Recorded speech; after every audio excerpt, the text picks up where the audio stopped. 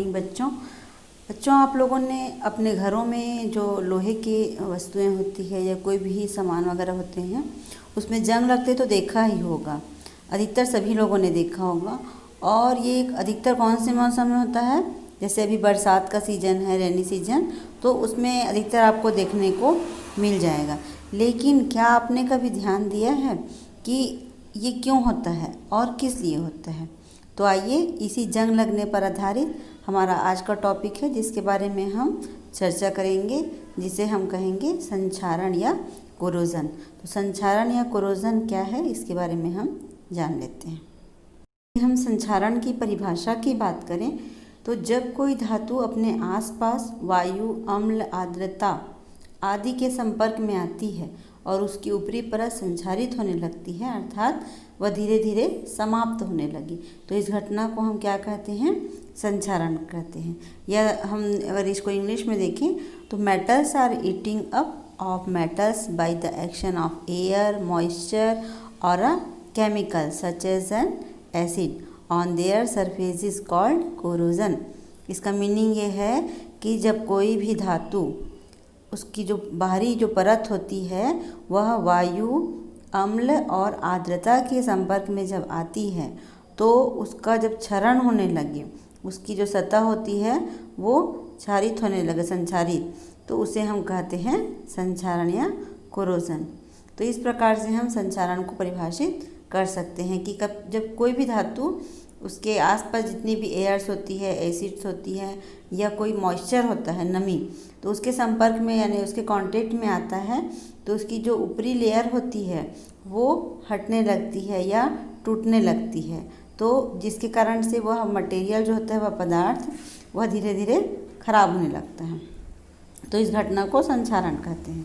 इसके कुछ एग्जाम्पल्स हम देख लेते हैं, इसके उदाहरण, जैसे कि सिल्वर यानी कि चांदी के जो बर्तन या उसके जो ज्वेलरी वगैरह होती है उसमें हमने देखा है कि काले कलर का, ब्लैक कलर की जो है लेयर चढ़ जाती है, और जो सिल्वर होता है, चांदी के जो ज्वेलरी होती है वो काली पड़ जाती है। तो ऐसा क्यों होता है? क्या कभी आपने ये सोचा है कि ऐसा क्यों होता है? तो इसी के बारे में हम देखते हैं। जैसे आपको ये दिखाई दे रहा है, ये चांदी के सिक्के हैं। चांदी के जो सिक्के हैं ये पूरा ब्लैक हो गया है, मतलब काला पड़ गया, इसकी जो लेयर है वो ब्लैक हो गई है। तो ऐसा क्यों होता है? तो यह जो होता है सिल्वर सल्फाइड की जो काली कलर की परत है, यानी कि इसमें इसके ऊपर सिल्वर सल्फाइड की लेयर चढ़ जाती है। वह कैसे चढ़ती है? तो वायु में प्रेजेंस जो सल्फर होता है, जो वायु में सल्फर प्रेजेंट होता है, उसके कारण से जो चांदी है उसकी परत जो है कैसी पड़ जाती है? काली पड़ जाती है। तो यह सिल्वर सल्फाइड की लेयर हो जाती है, इसी कारण ये चांदी के ऊपर काली परत चढ़ जाती है। इसी प्रकार के और एग्जाम्पल देखते हैं। जैसे कि हम अगले एग्जाम्पल की बात करें तो हम देखते हैं तांबा यानी कि कॉपर के जो सिक्के होते हैं या बर्तन होते हैं उसके ऊपर आप लोगों ने देखा होगा कि ग्रीन कलर की लेयर हो जाती है, ग्रीन कलर की, हरी कलर की परत चढ़ जाती है। तो कभी आप लोगों ने सोचा है कि ऐसा क्यों होता है? तो ऐसा इसलिए होता है कि जो वायुमंडल में कार्बन डाइऑक्साइड प्रेजेंट होती है वो उसमें एब्जॉर्ब कर लेता है, वो जो तांबा का जो बर्तन होता है उसमें एब्जॉर्ब हो जाती है, और उसके कारण वो कांटेक्ट में आने से उसमें ग्रीन कलर की लेयर चढ़ जाती है। यह जो ग्रीन कलर की लेयर होती है वह होती है कॉपर कार्बोनेट की। यह जो ग्रीन कलर की आपको लेयर दिखाई दे रही है, यह लेयर है कॉपर कार्बोनेट की, जो हरी कलर की होती है। तो यह जो है इसी के कारण से तांबे का जो लेयर है वो ग्रीन हो जाता है, सिक्का या बर्तन जो है संक्षारित हो जाता है, इसे ही संक्षारण कहते हैं। ऐसा ही एक मोस्ट इम्पॉर्टेंट एग्जाम्पल है लोहे के ऊपर लालिमा लिए भूरी परत। जो लोहा होता है आयरन, उसके ऊपर रेडिश ब्राउन कलर की लेयर चढ़ जाती है। आप लोगों ने देखा होगा कि जैसे कि एग्जाम्पल हम लेते हैं इसका, जैसे कि इसका एग्जाम्पल है गाड़ी, जैसे ये कार है ना, इसका एग्जाम्पल के रूप में हम ले रहे हैं कि जैसे कोई कार है बाहर खड़ी हुई है बहुत दिनों तक, और उसके ऊपर नमी और वायु इसका इफेक्ट पड़ रहा है, कांटेक्ट में आ रही है, तो उसमें संक्षारण यानी कि कोरोजन होने लगता है, उसके ऊपर रेडिश ब्राउन कलर की लेयर चढ़ने लगती है धीरे धीरे। तो ये जो लेयर होती है वो हाइड्रेटेड आयरन ऑक्साइड की लेयर होती है, जिसे लालिमा युक्त भूरी परत कहते हैं या रेडिश ब्राउन लेयर भी हम कह सकते हैं। तो ये हाइड्रेटेड आयरन ऑक्साइड की लेयर होती है। तो ये होता कैसे है, इसके बारे में हम थोड़ा सा जानकारी दे देते हैं कि जिसे हम रस्टिंग कह रहे हैं। ये जो है रस्टिंग यानी जंग लगना। ये आयरन जब वायु यानी ऑक्सीजन और वाटर के जल के संपर्क में आता है तो Fe2O3.XH2O ये बनाता है केमिकल रिएक्शन करके।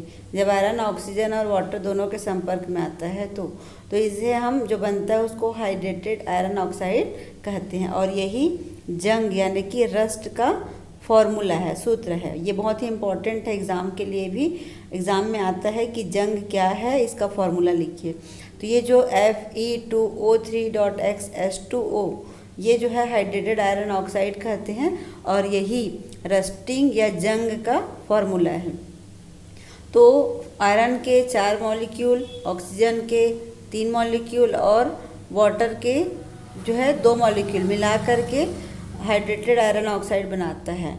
इस फॉर्मूले में आप देख रहे हैं कि Fe2O3.XH2 यानी कि जो H2O के मॉलिक्यूल्स हैं वो फिक्स नहीं होते, निश्चित नहीं होती कि इतना ही वाटर कंटेंट इसमें होगा, इसकी संख्या कम ज़्यादा हो सकती है, इसीलिए XH2O कहा गया है। तो इस प्रकार से हम संक्षारण को समझ सकते हैं। संक्षारण यानी कि कोरोजन को समझा जा सकता है। रस्टिंग को यानी कि लोहे पर जंग लगने को हम एक केमिकल थ्योरी के माध्यम से समझते हैं कि यह किस प्रकार से केमिकल रिएक्शन करके रस्ट होता है, जंग लगता है। तो जो संक्षारण की क्रिया होती है कोरोजन की, उसमें क्योंकि पॉजिटिव और निगेटिव क्षेत्र जो है बन जाता है, जिसके कारण से वह एक विद्युत रासायनिक सेल, केमिकल जो सेल होती है उसके जैसा वर्क करने लगता है। पिछले वीडियो में हमने एक इलेक्ट्रोलिसिस का पढ़ा था, सेम उसी प्रोसीजर पर यह कार्य करता है। पॉजिटिव और निगेटिव जो क्षेत्र है उसके कारण से इस पर एनोड और कैथोड कार्य करता है।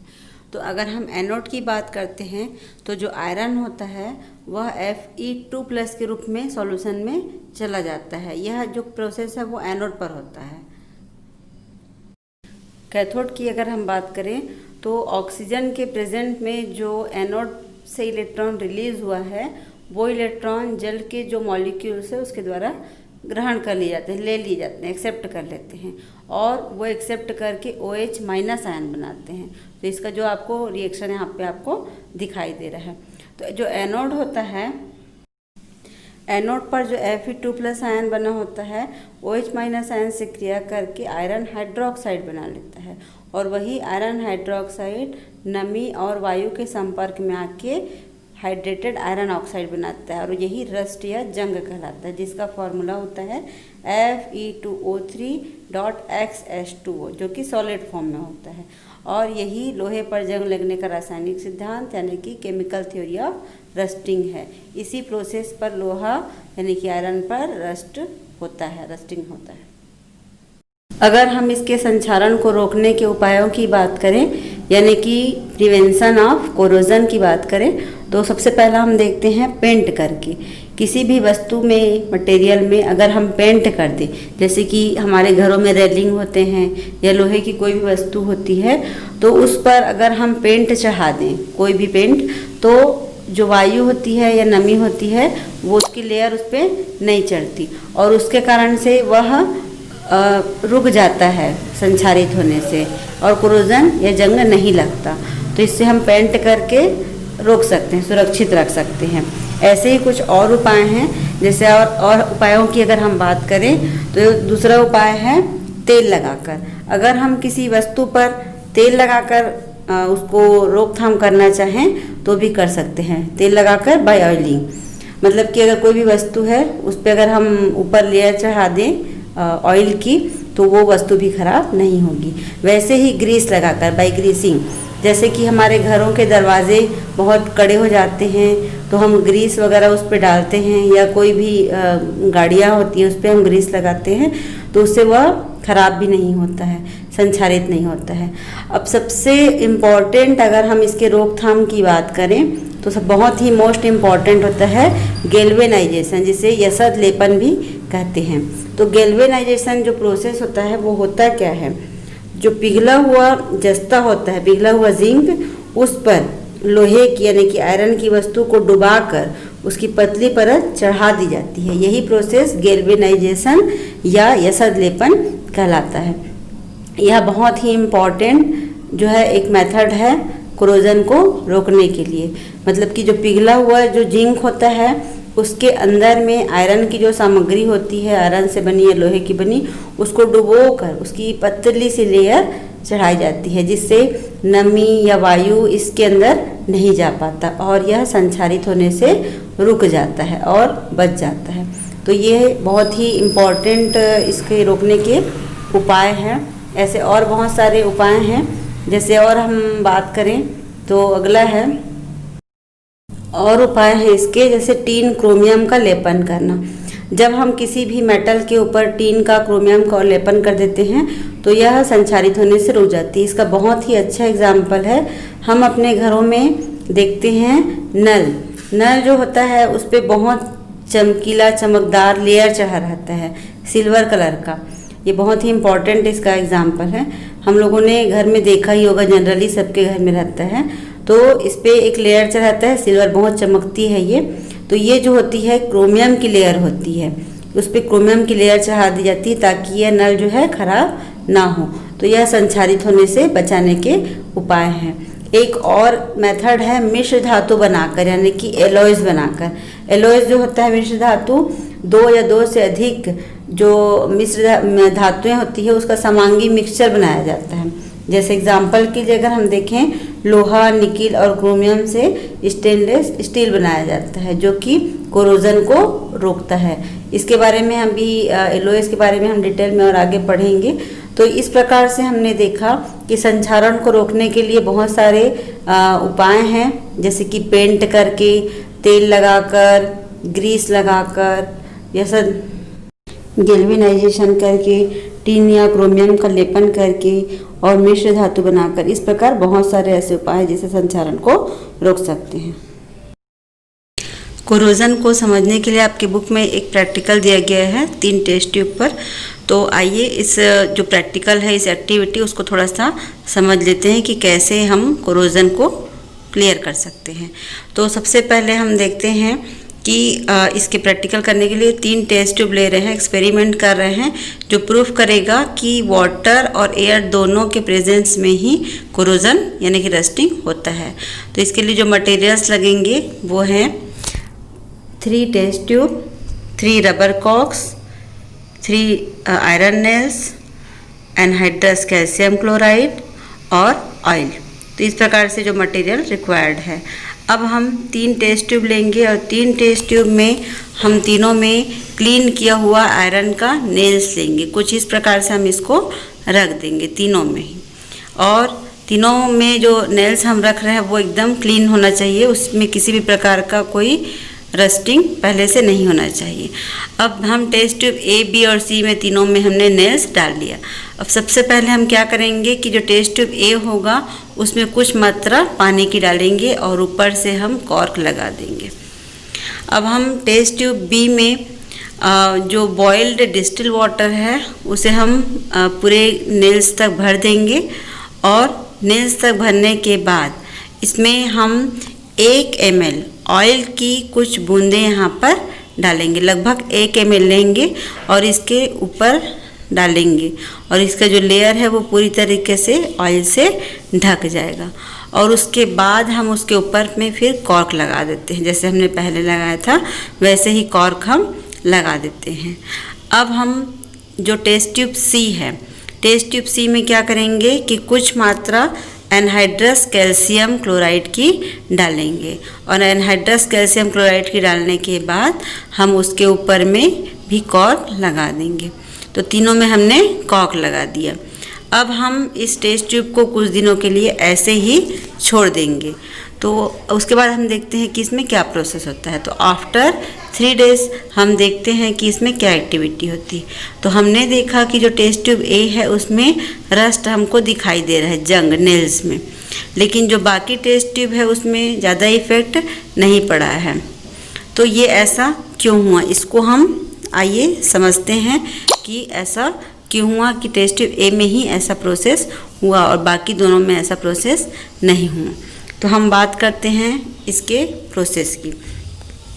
तो हम देखते हैं कि टेस्ट ट्यूब ए में सबसे पहले हम बात करते हैं टेस्ट ट्यूब ए की। टेस्ट ट्यूब ए के नेल्स को एयर और वाटर दोनों मिला, इसलिए वह जंग लग गया, रस्ट हो गया उसमें। और टेस्ट ट्यूब बी का जो नेल्स था उसे सिर्फ वाटर मिला, एयर नहीं मिल पाया, क्योंकि ऊपर में ऑयल का जो लेयर था उसके कारण से। और उसी प्रकार से अगर हम बात करें टेस्ट ट्यूब सी की, तो टेस्ट ट्यूब सी में जो एनहाइड्रस कैल्शियम क्लोराइड था वो मॉइस्चर जो है कर लेता है, मॉइस्चर को एब्जॉर्ब कर लेता है, और इसीलिए उसको सिर्फ एयर मिल पाया, नमी नहीं मिला, जिसके कारण वो हो गया। इस प्रकार से हम इस एक्सपेरिमेंट में हमने ये प्रूफ किया कि वाटर और एयर दोनों जब प्रेजेंट होगा तभी कोरोजन होता है, यानी कि रस्टिंग होती है। उसके एब्सेंस में रस्टिंग नहीं होता। तो रस्टिंग के लिए इम्पॉर्टेंट है एयर और वाटर दोनों का होना। तो इस प्रकार से हमने समझा कि कोरोजन क्या है। अगला हम एलॉयज जो है मिश्र धातु पढ़ेंगे अगले वीडियो में। Thank you.